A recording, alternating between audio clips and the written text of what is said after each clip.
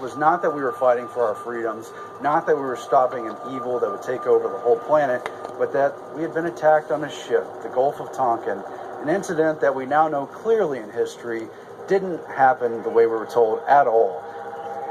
The media's memory was short. After World War II, U.S. foreign policy dictated that France leave Vietnam. The United States initially supported Ho Chi Minh. In 1945, the OSS, forerunner of the CIA, trained Ho's army and provided him with guns and 20,000 cartridges, which he used to fight the French. The U.S. press glorified him. In 1946, Newsweek compared him to George Washington. In 1954, with its troops hemmed in by Ho's forces at the critical battle of Dien Bien Phu, France begged the United States to intervene. An aircraft carrier strike would have averted disaster, but the U.S. government refused. Following the French pullout and the division of Vietnam into the North and South, U.S. foreign policy's next objective was removing Emperor Bao Dai, the one man capable of uniting the country. Bao Dai exclaimed, "If your country had given me 1,000 of the sum they spent to depose me, I could have won that war." Through a rigged plebiscite, Ngo Dinh Diem, the CFR's choice, was installed as South Vietnam's president. The South Vietnamese hated the oppressive Diem, who drove many into the communist arms. In the meantime, CIA Colonel Edward Lansdale, CFR member, oversaw the disarming of three powerful anti-communist groups in Vietnam: the Cao Dai sect, Hua Hao sect, and Li Van Bien's private army. Having sponsored Ho Chi Minh and destroying French, imperial, and local opponents at every level, our CFR policymakers now launched the tragic conflict. World War II. The USA fights on two fronts, Europe and the Pacific. The Germans and Japanese were tough and well-equipped, yet we crushed both military empires with our allies' help in just 3.5 years.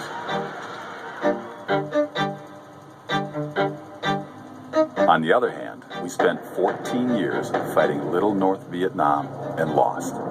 Something is terribly wrong with this picture.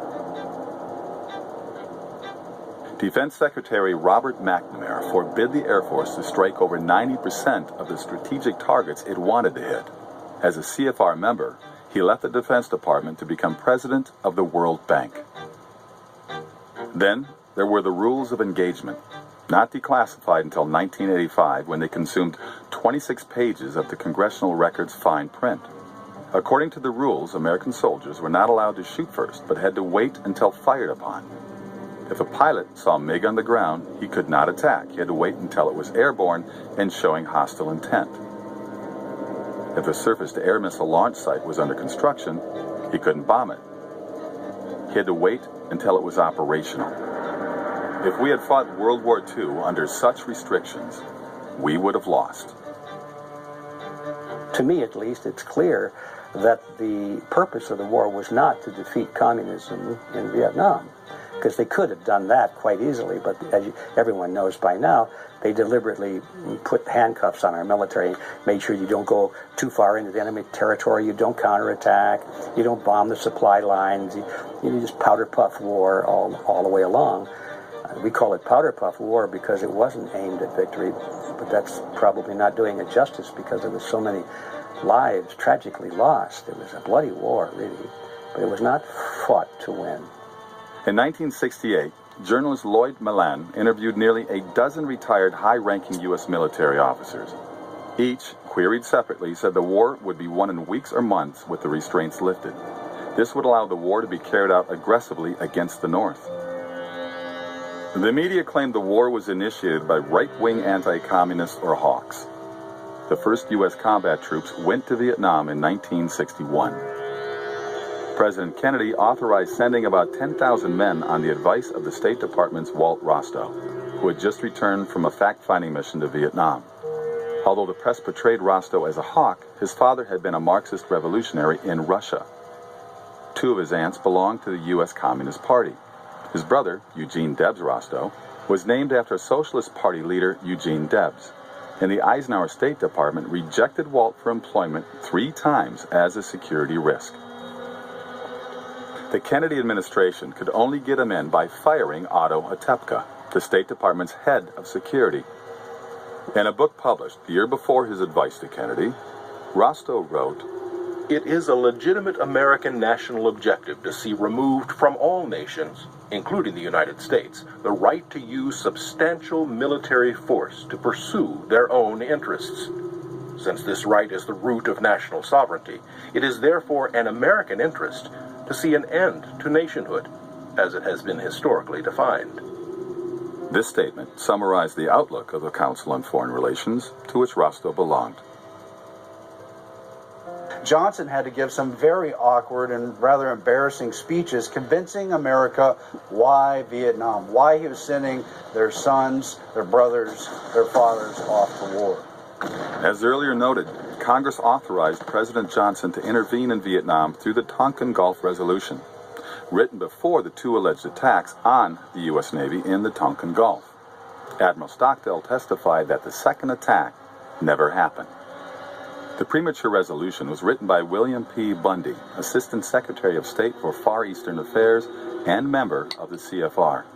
Like Rostow, Bundy was portrayed as a hawk. Yet, in the 1950s, Bundy headed the defense fund for Soviet spy Alger Hiss.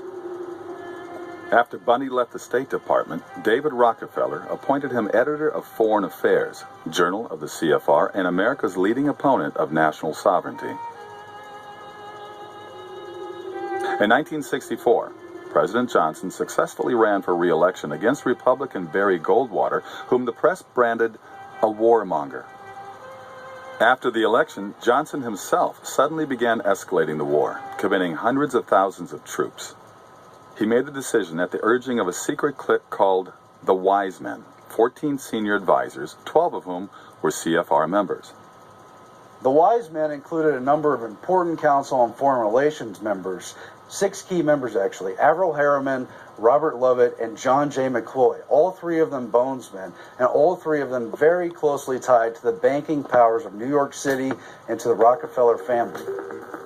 John J. McCloy's resume reads like a true globalist. He was a Skull and Bones member. He was a member of the Council on Foreign Relations. He was in the staff as an Undersecretary of State during World War II, and he would later go on to head the Rockefeller Foundation. He was the president of the Council on Foreign Relations for a solid decade, and he was head of the World Bank. The leader of the Wise Men, who led the demand for escalation, Dean Acheson. Even before the United States recognized the USSR in 1933, the murderous dictator, Joseph Stalin, selected young attorney Acheson to represent Soviet interests in America. Truman's Secretary of State, Acheson, surrounded himself with communist and security risks, such as John Stewart Service, John Carter Vincent, and Lachlan Curry. He promoted service even after the FBI caught him passing government secrets to communist agents. Acheson's law partner was Donald Hiss, brother of Soviet spy Alger Hiss and a member of the Communist Party. In short, the men who maneuvered us into Vietnam were not anti-communist, but soft on communism or even pro-communist. Nor were they flag-waving patriots.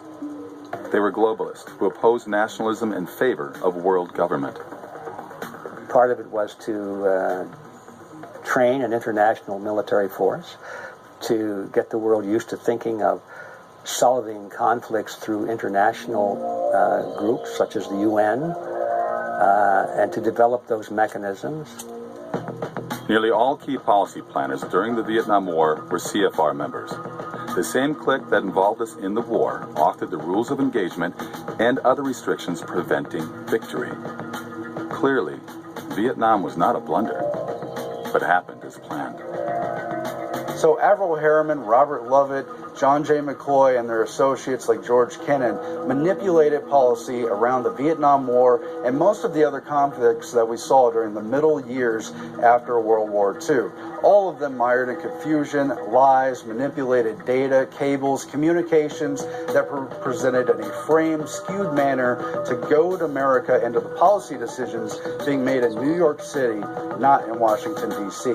One of their goals, successfully implemented, was to provoke an American political slide to the left in a furor of anti-patriotism. epitomized by the burning of American flags on college campuses.